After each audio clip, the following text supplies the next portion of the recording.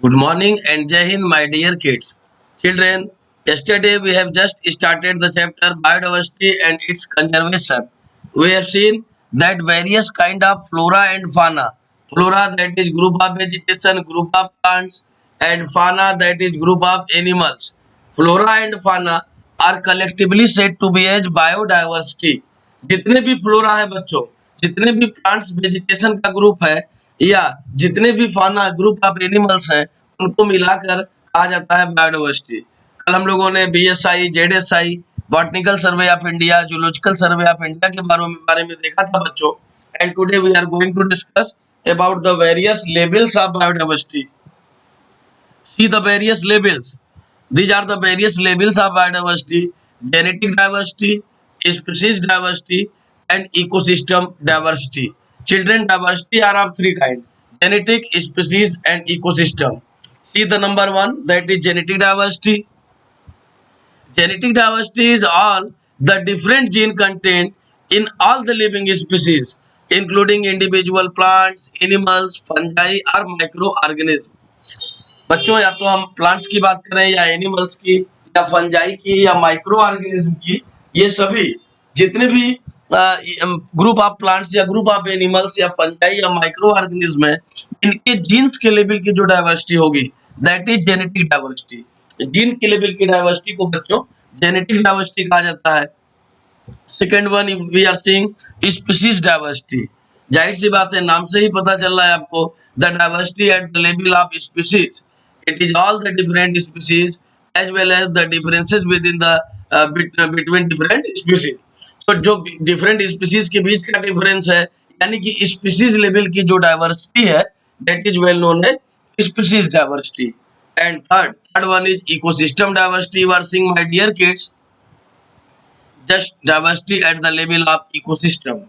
Basically, it is all the different habitats, biological communities, and ecological processes, as well as variation within individual ecosystem. किसी individual ecosystem में भी जो abiotic और biotic components हैं, biotic level पर जो अलग अलग तरीके की डाइवर्सिटी आती है, प्रोड्यूसर्स, कंज्यूमर्स, डिकम्पोजर्स, उन लेवल पर जो वेरिएशंस होते हैं, that is basically known as ecosystem diversity. So my dear kids, if we talk about the level of diversity, the diversity at the level of genes is known as genetic diversity. The biodiversity, or you can say the diversity at the level of species, is known as species diversity, and diversity at the level of ecosystem is well known as ecosystem diversity. तो तीन तरीके की diversity आप देख रहे हैं बच्चों: genetic diversity, species diversity, and ecosystem diversity. Okay, so my dear kids, let us discuss about the loss of biodiversity. Loss of biodiversity, इस चैप्टर में बच्चों हमें loss of biodiversity, causes for loss of biodiversity, उसको detailing करना है. Then after we have to focus the two corners which I have told you in yesterday class, which are the why should we conserve biodiversity and how should we conserve biodiversity. इस पे हम लोग बातें करेंगे कि biodiversity को क्यों और कैसे हम बचा सकते हैं. इसके लिए अलग अलग utilitarian we will discuss narrowly, broadly and some ethical arguments also. मैंने स्टार्ट किया था कल के क्लास में, आज उन चीजों को हम डिटेल करने जा रहे हैं बच्चों. So see here the loss of biodiversity.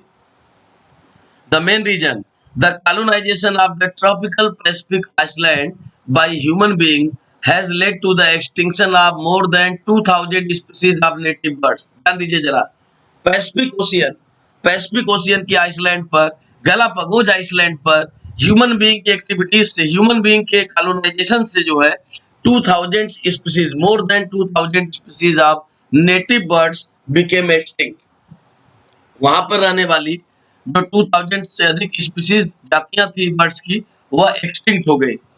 In the same time, we have also discussed one more example that due to the invasion of goat on Galapagos Island, the prominent species of tortoise, that is Abingdon, became extinct. बच्चों, गोट के browsing से, गोट के आ जाने से, invasion हो जाने से, आपने देखा था कि ऑर्गेनिज्म एंड पॉपुलेशन चैप्टर में हम लोगों ने देखा कि गोट्स के ब्राउजिंग से, गोट्स के इन्वेजन से, इनफैक्ट जो वहाँ का नेटिव टॉर्टोइस की स्पीशीज थी एबिंगटन, वह गायब हो गए, विलुप्त हो गए, एक्सटिंक्ट हो गए। तो आईयूसीएन का अगर हम देखें, आईयूसीएन कल मैंने बताया भी था, ये कंजर्वेशन से जुड़ा हुआ, वाइल्ड लाइफ की कंजर्वेशन से जुड़ा हुआ एक यूएनओ का लेख, that is international union of conservation for nature and natural resources. ध्यान से सुनिएगा, international union of conservation for nature and natural resources. And if we talk about the IUCN red list 2004, the document the extinction of 784 species in the last 500 years, that include 359 invertebrates, 338 vertebrates and 87 plants। तो यह तेजी से जो decline होने वाले species हैं plants या animals के, और एनिमल्स में भी आप देख रहे हैं इनवर्टिब्रेट्स के और वर्टिब्रेट्स के बच्चों, ये कहीं न कहीं जो है पिछले 500 ईयर्स के दौरान ही human made man made activities की वजह से यह विलुप्त हुए, एक्सटिंक्ट हुए। And some of the animals that have become extinct recently include, और कुछ अभी जो रिसेंटली इंक्लूड हुए हैं like dodo, you know about the dodo bird. Butterflies को देखिए बच्चों, आपने बचपन में गार्डन्स में तमाम बटरफ्लाइज को देखा होगा वॉन्डरिंग करते हुए, उड़ते हुए फ्लावर्स के ऊपर। लेकिन अब जरा ईमानदारी से सोचिए कि आपको कितने बटरफ्लाइज दिखाई देते हैं। तो butterflies, vultures, these organisms are going to become extinct in fact। यह ऑर्गेनिज्म जो कि अब एक्सटिंक्ट होने जा रहे हैं, विलुप्तता के कगार पर है, on the edge of extinction है। Similarly, yesterday we have discussed about the tiger project, lion project, Royal Bengal tiger project, crocodile project, and elephant project। So these projects are also started to conserve the biodiversity। In fact, the extinction, जो extinct हो रहे हैं organism, जो तेजी से विलुप्त हो रहे हैं या एक्सटिंक्शन के एज पर हैं, उनको बचाने के लिए बच्चों, उनको बचाने के लिए, उनको कंजर्व करने के लिए हम जो है पहले ये जानना जरूरी है कि लॉस ऑफ बायोडाइवर्सिटी के क्या क्या रीजंस हैं, किन किन कारणों से बायोडाइवर्सिटी का लॉस हो रहा है, इसको हमें पहले फोकस करना पड़ेगा। So see here the causes of biodiversity loss. If we talk about the causes of biodiversity loss, and according to most resources, the major cause of human induced biodiversity loss। देखिए, क्योंकि human induced biodiversity loss, आप जानते हैं man made activity, human being is the most developed and most dangerous organism in this universe। We destroy the nature extremely for our need and for our greed। अपने जरूरत के लिए और अपने लालच के लिए बच्चों हम नेचर को डिस्ट्रॉय कर रहे होते हैं, तेजी से डिस्ट्रॉय कर रहे होते हैं। Okay, pollution we see air and water, the over exploitation of nature resources, natural resources को हम बहुत ज्यादा एक्सप्लॉइट करते हैं। आपने देखा है कि फॉरेस्ट के नेचर के थ्रू हमें टिम्बर्स, हनी, रेजिन, गम, फायर फूड, फ्यूल और डिफरेंट आइटम्स, डिफरेंट मेडिसिन मिलते हैं। Yesterday I have told you that 25,000 plant species are being involved to manufacture medicine, and more than 25% medicine sold in medical market are being manufactured by plants। एक बार फिर से सुनिएगा, more than 25% of the medicine sold in medical market are being manufactured through plants। जितने भी medicine market में मिल रहे हैं बच्चों, तो उसका 25% केवल प्लांट से डिराइव होता है या प्लांट से बनाया जाता है, और 25,000 plant species are being involved to manufacture medicine or traditional medicine। So you can imagine the great significant role of the biodiversity which services। As we talk that ecosystem services, यहाँ पर ecosystem services की बात करते हैं हम। इसके अलावा जो बायोडाइवर्सिटी के लॉस होने के रीजन है बच्चों, the introduction of non native या एलियन स्पीसीज। मैंने अभी गोट का एग्जांपल बताया था आपको, जो नेटिव स्पीसीज थी टर्टवाइस की बिंगेटन, वो एक्सटिंक्ट हो गई due to invasion of goat on Galapagos island. So this one is the alien invasion. And the last one is climate change children. Climate का चेंज होना भी एक बड़ा कारण है बायोडाइवर्सिटी के लॉस होने का।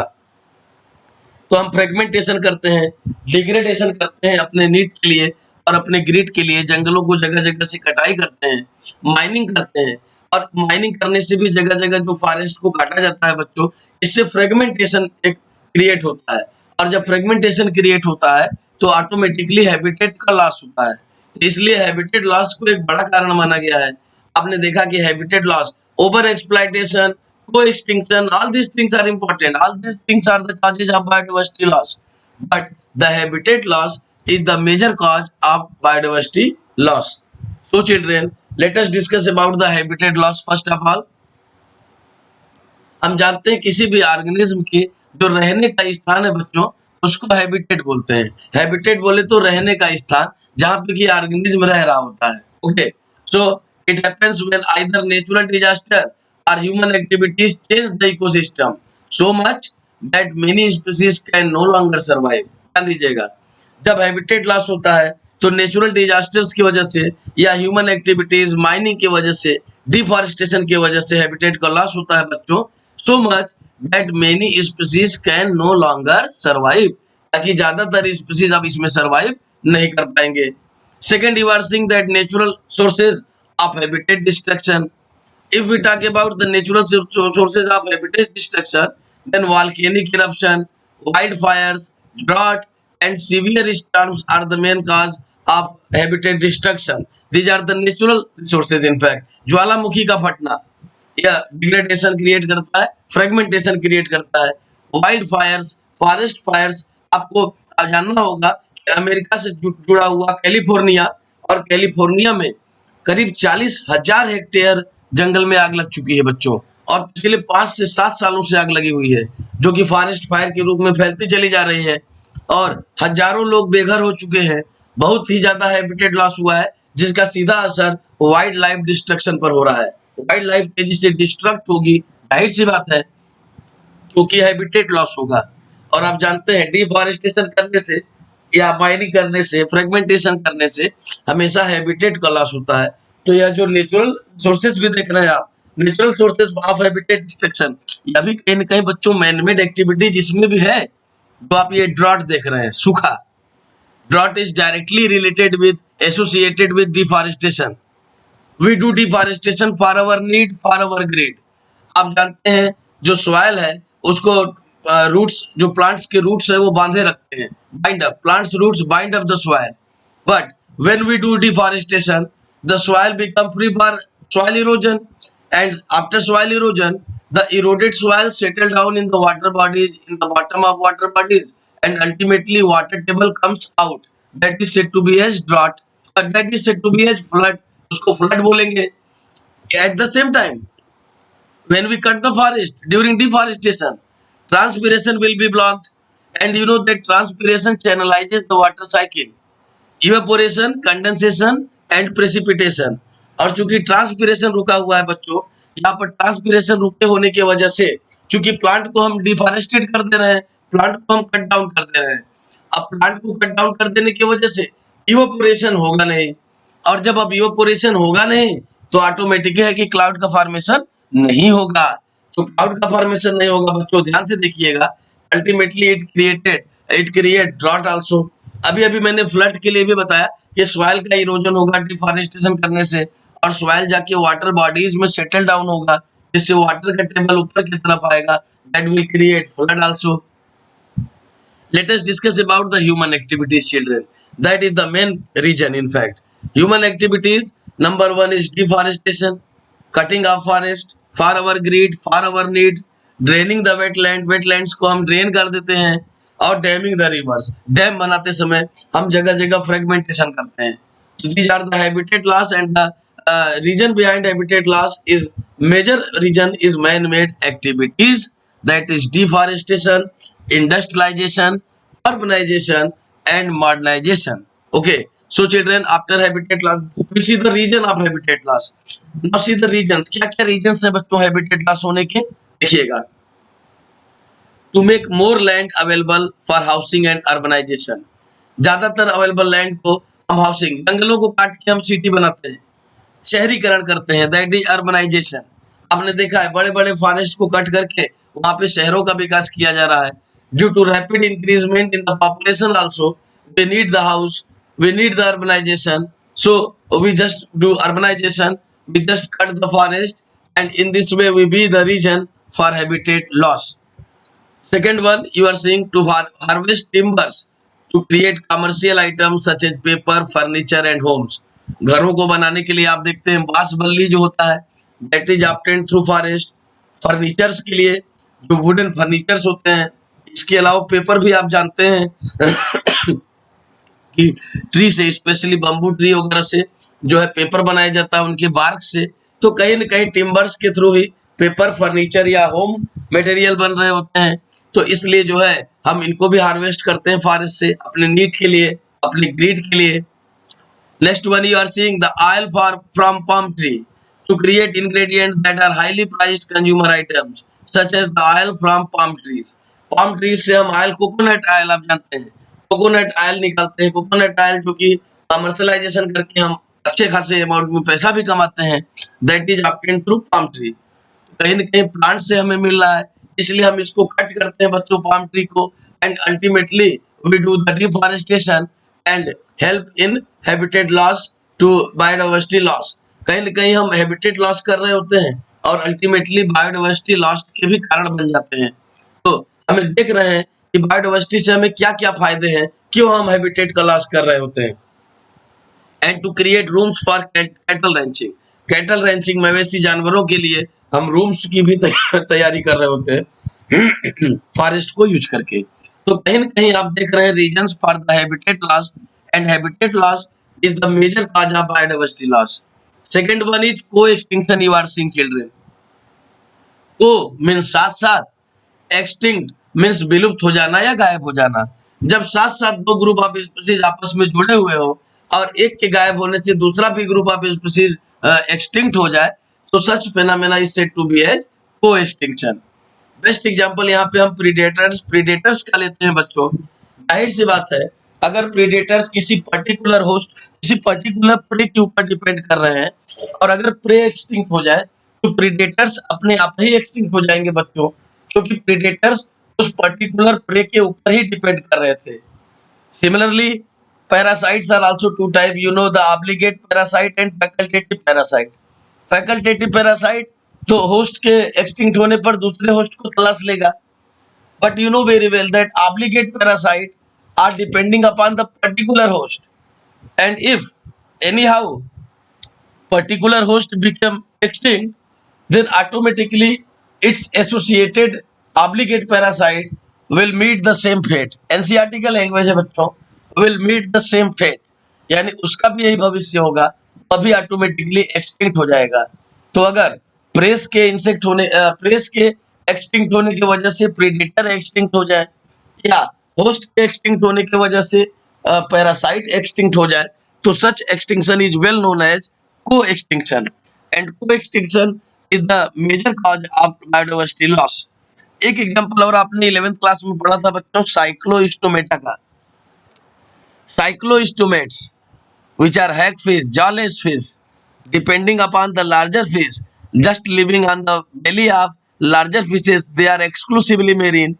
They live in the belly of larger fishes as a parasite, and if their host become extinct, then they are automatically become extinct because of the co-extinction. Okay, so you are seeing here the loss of one species leads to the loss of another species. Chain of extinction, children, and can be caused by small impacts in the beginning. A predator loses its food resources and affected by interconnectedness in nature. ध्यान दीजिएगा, affected by interconnectedness in nature, क्योंकि interconnection होने की वजह से एक species का दूसरे स्पीशीज के साथ में इंटरकनेक्शन होने की वजह से यह को एक्सटिंक्शन होता है, जहां पर दोनों ही जुड़ी हुई स्पीशीज एक साथ में एक्सटिंक्ट हो रही होती है बच्चों। तो हम लोगों ने हैबिटेट लॉस और को एक्सटिंक्शन को देखा जो कि मेजर काज है। इसके अलावा अगर हम बात करें बच्चों, अगर हम बात करें कि बायोडाइवर्सिटी को हम क्यों कंजर्व करें, what are the reasons for biodiversity conservation, then yesterday I have told you that there are 3 utilitarian we have to discuss, which are narrowly utilitarian, broadly utilitarian and ethical argument. So first of all we shall just see the narrowly utilitarian. Children see here, industrial products, food items, cereals, pulses and fruit items, firewood, fuels, in fact, fibers, medicines, construction materials, All these things we just derive from the nature. In fact, that is the narrowly utilitarian. That is showing, that is demonstrating that how much nature is beneficial for us. How many products we get from the nature. You are seeing medicine. I have told you children that 25,000 plant species are being involved in medicine manufacturing process, and more than 25% of medicine sold in the medical market are manufactured through the green plants. तो आप देख रहे हैं बच्चों, यहाँ firewood, fibres, food, industrial products, construction material को देख रहे हैं आप बच्चों कि किस तरीके से नैरोली यूटिलिटेरियन इनका नजर आ रहा है. And you are seeing here the narrowly utilitarian region. Obvious regions, human beings derive countless direct economic benefits from nature, such as cereals, pulses, fruits, firewood, fibers, construction materials, industrial products like tannin, lubricants, dye resin, and perfumes, and products of medicinal importance. We derive through nature, children. So this one is the main region, and more than 25% of the drugs are derived from plants, and about 25,000 plant species are being involved to manufacture the traditional medicine as well as the medicine sold in medical market. Now more and more resources are put into the bio prospecting, that is exploring molecular genetics and species level diversity for product of economic importance, to know the economic use of plants. So my dear kids, this one is the narrowly utilitarian. You are seeing कि कितना हमें फायदा forest से है या nature से है, wild life से है. हम बायोडाइवर्सिटी को क्यों कंजर्व करें, बायोडाइवर्सिटी को कंजर्व करने के पीछे क्या क्या लॉजिक है, उसमें हम नैरोली यूटिलिटेरियन की बात यहाँ पर कर रहे हैं. And let us discuss the broadly utilitarian. अगर हम ब्रॉडली यूटिलिटेरियन की बात करेंगे बच्चों, तो biodiversity plays a major role in many ecosystem services provided by nature. तब हम इकोसिस्टम सर्विसेज की बात करेंगे. Number one is production of oxygen. आप जानते हैं ग्रीन प्लांट्स फोटोसिंथेसिस करके ऑक्सीजन को इवॉल्व करते हैं बाई प्रोडक्ट के रूप में. अकेले बच्चों केवल अमेजोन फॉरेस्ट जो है producing 20% of the total oxygen in the earth atmosphere through photosynthesis. आप देख रहे हैं केवल अमेजोन फॉरेस्ट से ही पूरे अर्थ के एटमॉस्फेयर में जितना ऑक्सीजन है उसका 20% ऑक्सीजन केवल अमेजोन फॉरेस्ट से मिलता है हमें. This one is broadly utilitarian. Pollination, कल हम लोगों ने चर्चा किया था इसका.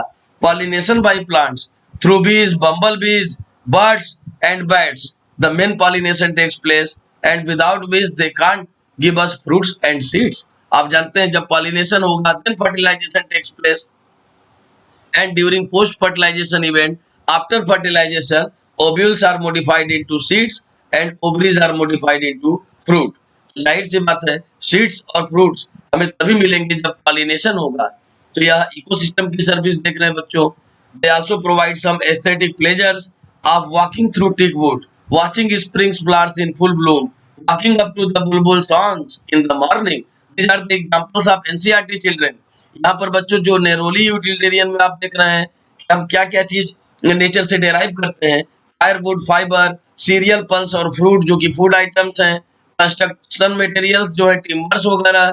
इंडस्ट्रियल प्रोडक्ट्स जितने भी हैं, dye resin, tannin, lubricant, perfumes, honey और मेडिसिनल प्रोडक्ट्स, यह सभी एनसीईआरटी में से लिया गया है. सारी चीजें एनसीईआरटी में दी हुई हैं बच्चों.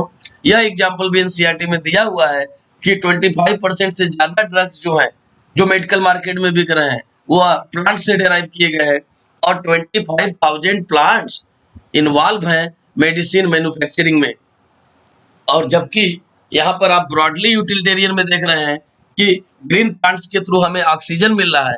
अगर हम केवल अमेजोन फॉरेस्ट की बात करें तो अकेले अमेजोन फॉरेस्ट से ही हमें 20% of the earth atmosphere oxygen मिल जा रहा है. तो आप देख रहे हैं how much beneficial nature is. And pollination, आप जानते हैं बच्चों pollination is the process of arrival of pollen grains from anther to stigma. Okay, और जब यह क्रॉस पॉलिनेशन होता है एक प्लांट से दूसरे प्लांट में, सेम स्पीशीज के दूसरे प्लांट में पॉलिन ग्रेन जा रहा होता है, then certainly it will require some vector or carriers. And you are seeing here some natural carriers like bees, like bumblebees, birds and bats. बच्चों आपको पता होना चाहिए हमारा जो मेन फूड ग्रेन है उसका 50% से ज्यादा पॉलिनेशन केवल इंसेक्ट के थ्रू होता है। तो insects are highly beneficial for us because of the insect pollination that is entomophily. There are various kind of pollinating agent children. यहाँ पर कुछ एग्जांपल जैसे बर्ड से अगर पॉलिनेशन हो रहा है दैट इज ऑर्निथोफिली। बैट, अगर बैट पॉलिनेटिंग एजेंट है that is chiropterophily. Similarly if the pollinating agents are snail then it is said to be as malacophily. If the pollinating agents are ant, then it is said to be as myrmecophily. If the pollinating agents are insect, then it is said to be as entomophily. So you are seeing here various kind of pollination and pollinating agents, and various type of pollination and pollinating agents you are seeing children, and pollination of plants you are seeing. So now come to the third one, that is aesthetic pleasures of walking. मैंने बताया भी अभी आपको कि सुबह जब T woods के किनारे हम टहलते हैं, जब हम फ्लावर स्प्रिंग्स को फुल ब्लूम में देखते हैं या किसी बुलबुल के सॉन्ग के साथ में हम टहल रहे होते हैं, तो हमें एक जो एस्थेटिक वैल्यू मिलती है मॉर्निंग की, ये तमाम प्लेजर्स भी हम कहीं न कहीं ब्रॉडली यूटिलिटेरियन के अंतर्गत रखते हैं। आपने देखा कि अगर फॉरेस्ट है तो यह फ्लड को कंट्रोल कर रहा है या ड्राउट को भी कंट्रोल कर रहा है, क्योंकि फॉरेस्ट के होने से वाटर साइकिल चैनलाइज हो रही है और वाटर मॉलिक्यूल्स इवेपोरेट हो रहे हैं, कंडेंस्ड होकर क्लाउड बना रहे हैं और फिर प्रेसिपिटेट होकर रेन के फॉर्म में दोबारा हमारे पास आ जा रहे हैं। सिमिलरली आपने देखा कि फॉरेस्ट कहीं न कहीं फ्लड से भी जुड़े हुए हैं, इनके रूट सॉइल को बाइंड अप किए हुए थे, लेकिन जब हम डिफॉरेस्टेशन कर देते हैं अपने नीड के लिए, अपने ग्रीड के लिए, तो कहीं न कहीं soil become free for erosion and the eroded soil settle down in the water bodies in the bottom of water bodies, and ultimately water table rises up and water comes out from the water bodies and create flood. और flood आ जाता है, बाढ़ आ जाता है। तो यह बच्चों आपने नैरोली और ब्रॉडली यूटिलिटेरियन देखा, and you know these are the criteria why should we conserve biodiversity. You are seeing here the narrowly utilitarian arguments which we had discussed, broadly utilitarian arguments which we also discussed, and third one is ethical arguments. Ethical arguments for conserving biodiversity relates to what we owe to millions of plant, animals and microbe species with whom we share this planet. यहाँ पर हम humanity की बात करते हैं बच्चों, जिन तमाम flora और फाना के साथ में हम इस प्लेनेट को शेयर कर रहे होते हैं। इस प्लेनेट पे केवल हम ही नहीं रहते हैं बच्चों, हमारे अलावा हमसे भी इम्पोर्टेंट ऑर्गेनिज्म जो कि ग्रीन प्लांट्स हैं, और पूरा का पूरा फॉरेस्ट है, वाइल्ड लाइफ है, फ्लोरा और फाना है, माइक्रोब्स हैं, फंजाई है। तो ये तमाम plant, animals, fungi, microbes, micro organism और ह्यूमन बीइंग, ये सभी प्लेनेट पे एक साथ में रह रहे होते हैं। तो हमारा एक या एथिकल या मोरल वैल्यू भी होता है बच्चों कि हम किसी भी फ्लोरा या फाना को नुकसान न पहुंचाए, किसी भी फ्लोरा या फाना के लिए थ्रेट न बने, डर न बने, उनके डिस्ट्रक्शन का कारण न बने। Okay, because we are seeing here that from nature we derive many of the things, firewood, fibers, construction material, industrial products, tannin, resin, lubricants, dye, perfume, gum, honey, and medicine we obtain from the nature, and nature must prevent us from the natural calamities such as flood and drought. And in ethical argument, we see our moral responsibility to conserve, to save the various flora and fauna which along with which we just live this on this planet and we share this planet. So my dear kids, now time is going to be over. In this way we just see the various causes of biodiversity loss, and then we just discuss that why should we conserve biodiversity. In the next class we shall elaborate the biodiversity and conservation in detail. Thank you very much children.